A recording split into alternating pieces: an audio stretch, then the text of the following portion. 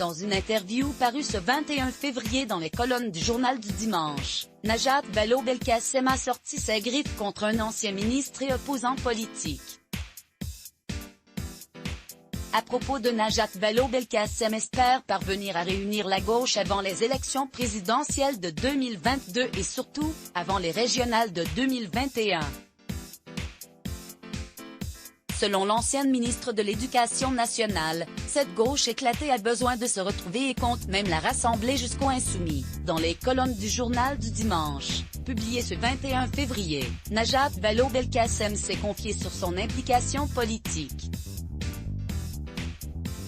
Même si elle n'a pas tenu à révéler si elle serait tête de liste de sa région, la femme politique a tout de même fait part de son optimisme à l'idée de battre Laurent Wauquiez, président du Conseil régional d'Auvergne-Rhône-Alpes, qu'elle décrit comme un mini-Trump.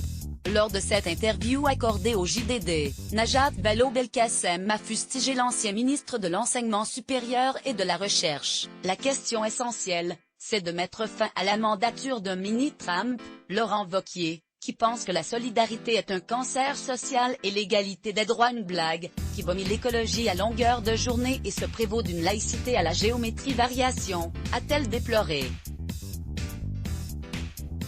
Son objectif pour le futur? Retrouver dans cette région les protections et les sécurités qui vous permettent de vous projeter dans l'avenir, explique la directrice France de l'ONG ONE.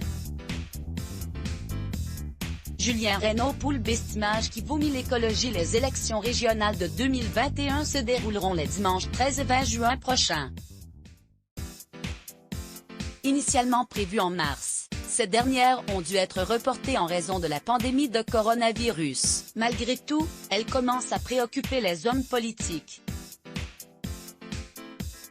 Si les membres du gouvernement issus de la majorité présidentielle préféreraient enjamber ces futures élections, Emmanuel Macron est quant à lui prêt à mettre les mains dans le cambouis. Il a ainsi déjà démarré les entrevues avec des candidats potentiels de son parti. Article écrit en collaboration avec l'agence immédiat Crédit Photo, Federico Pestellini Panoramique Bestimage Let's Block ADS.